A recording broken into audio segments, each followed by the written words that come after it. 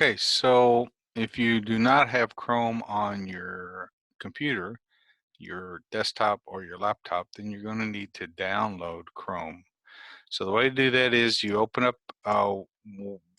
you go to the internet, however you go to the internet, and then you type in Google Chrome,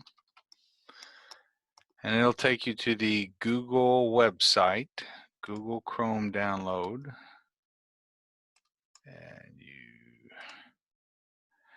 download Chrome. Get more done with Chrome. Now this is not for your phone, this is for your computer. And then gives you the rules. You say yep, accept and install. On my computer down here in the corner, you can see it downloading. The setup file is downloaded. And then thank you for downloading. Finish setting up Chrome by downloading the app for your phone or tablet. We're not going to do that in this video. And then down here you click the Chrome setup executable file, and then it will tell you, it will ask you a few questions, and then you will have Chrome, Google Chrome on your computer.